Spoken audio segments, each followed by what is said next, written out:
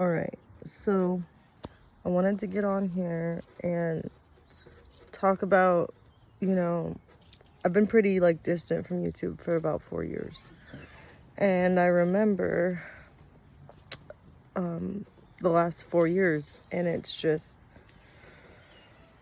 it should have taken me out, you guys. I don't even know how I'm still here. Like that. And it's crazy because I was thinking about like how my comment section is really like lovely and nobody's bullying or abusive or like disrespectful, and I really appreciate that. But like if my channel were to ever really take off and people could comment and be mean, what's the craziest thing is like my ex said the meanest stuff that anyone could have ever said to me in this lifetime, to where nobody can top how disrespectful he was. So it's like a peaceful misery,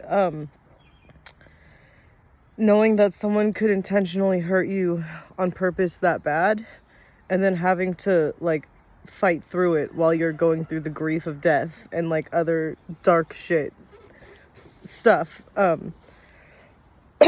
So it's just like crazy to me how he hurt me the way that he did. None of you could ever hurt me the way that he did. There isn't a single person on the planet that could hurt me the way that he did. And I have to walk through the rest of my life and protect my peace. And I had to get rid of like everything that I had. And, you know, it's been really hard making a bunch of changes to, you know, move on with my life and not be stuck. And I'm doing really great. Like, I personally feel like I'm doing a wonderful job at recovering from, because like if you get verbally abused for 4 years, like it does damage, and like the damage is not visible. So like I look like I'm okay, right? Well, there's things that I had to go through after those 4 years of verbal abuse to reach a point where I could like actually feel again. Like that killed my spirit. Like my ego fucking died. I did not have a choice. I just had to continue to like wake up and choose to breathe and keep walking. And it was like, I have air, I guess I'll be okay. Like, you know, and there was days where I couldn't eat. There was days where I could not sleep, and it was like countless days, and it still happens.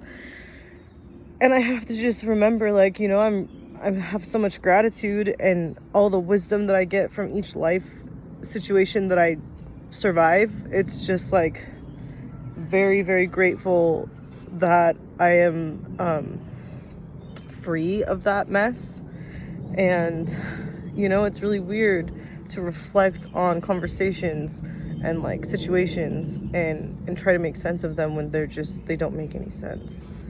And so I'm doing phenomenal for like where I'm at. I wish there was like a DNA detox that someone could tell me like how to detox him out of my DNA, because I feel like there's like weird things that he rubbed off on me that I'm trying to like go back to my regular self, and it's like not as easy as you would think. Like if someone says something to me,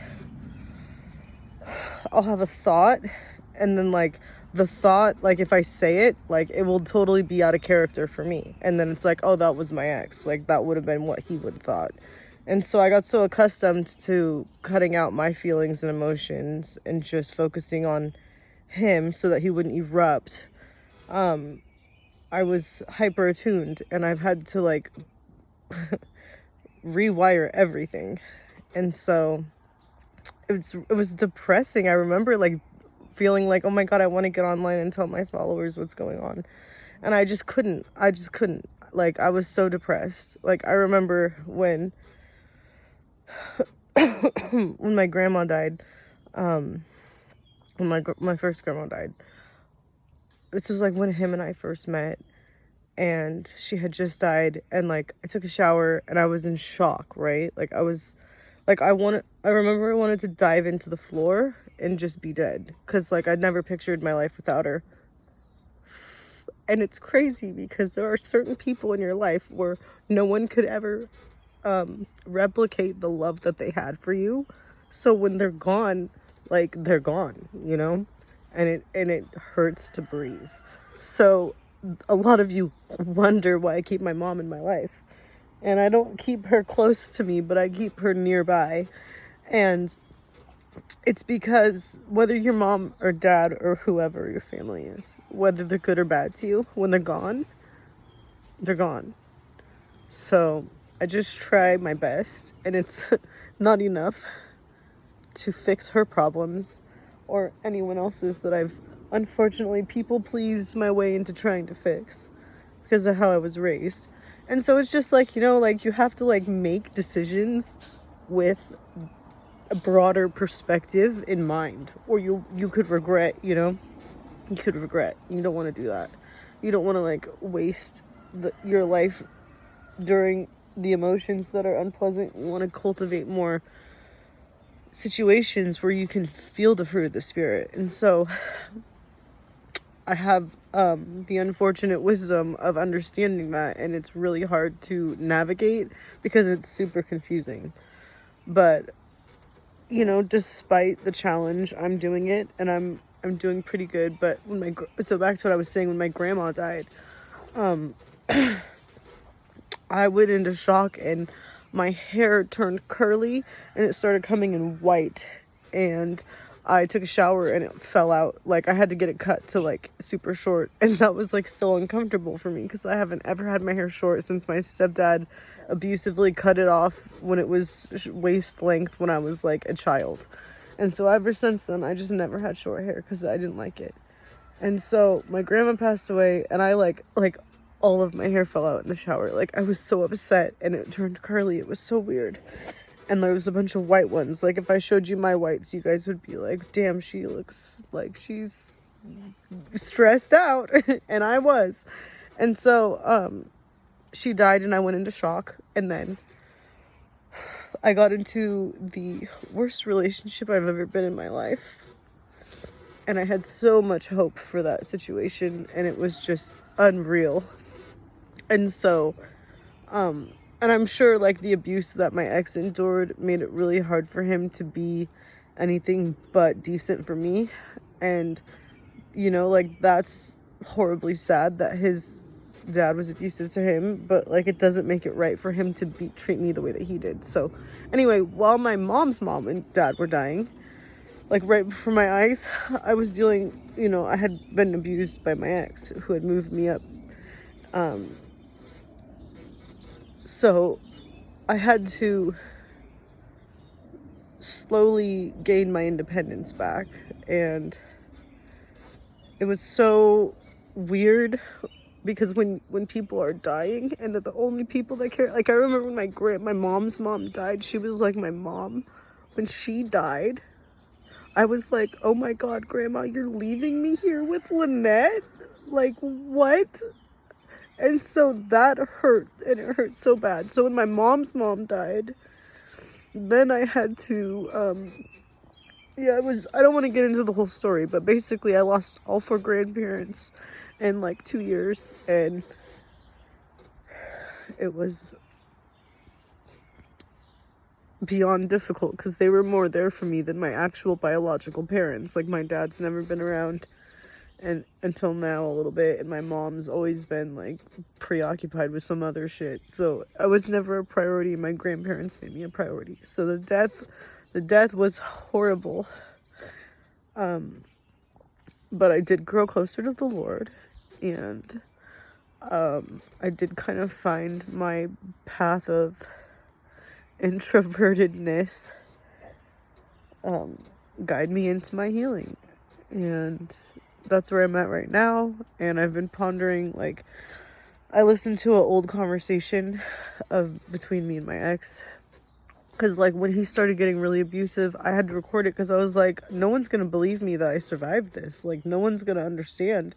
And I pretty much recorded it so I could have validation. And I just like once in a while I'll listen to one so that I can have therapy with myself, because I need to process like I went through sleep deprivation where I was working 14 hours, 2 jobs, and then he would scream at me for like 8 hours straight, and then he would like bitch at me, and He was very horrible. And I think it was like either from his brain damage from doing uppers for so long, where he would just flip out and rage and take it out, or I don't know if he's just like possessed by demons and they were like, "Oh, she's a child of God, we're going to attack her." Like I don't know what is wrong with him, but I do know this. His mom sat me down one time and she was like, "Listen, my son is not normal. And if I could go back in time and not be with his dad, I would probably not be with him." And I was like, "This woman's saving my life right now, and I need to listen to every word that she's saying." I was like, "Oh my God." I was like, "Fuck. Fudge." I was like, "Fudge." So I ended up failing, and he kept trying to come back, and then it was the weirdest thing. He would be so charming on the phone, and then the minute we got in front of each other, he would just treat me like shit, degrade me, call me the worst things he could come up with. And it killed my spirit. Like, I literally died inside, and I had like no personality anymore. My personality was just like depression and anxiety. That was it. So I was stuck in that cycle, and I kept breaking up with him, and then he would ignore me and then show up and try to act like nothing happened, and it was really like frustrating for me. So I had to, break that cycle and get him away from me. And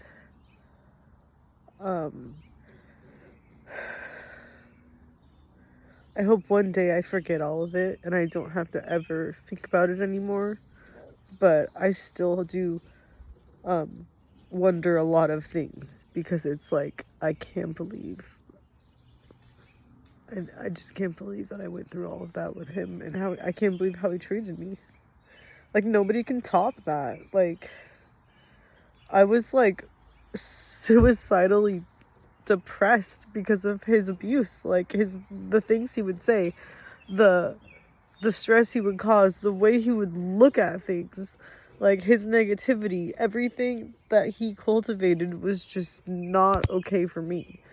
And I was so nice to him. I tried my best to please him. It was really, really hard because it was such a turn off to be screamed at. And, it's like weird. Like, I have Stockholm syndrome in the weirdest way, where like I miss the him that he was on the phone, but he never showed up in person as that guy. Like, that was a character that was not real. And it's like, what the freaking heck? Like, how can I like make sense of this? Like, this is insanity.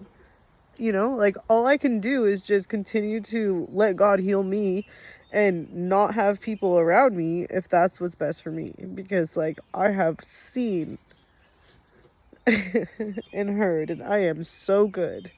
So I kept this from you guys for a long time because I was like embarrassed that it happened, and I was just like so depressed. But I'm feeling a lot better. And I'm spending some time with my dad, and I'm staying with my aunt, and I got rid of everything. And, I just want to leave this with a positive note, that God is the father to the fatherless. And if you need a miracle or a blessing, like, he will show up for you, especially when you are amongst an abusive person and they are just the worst to you. God sees what you're going through, and you're not alone.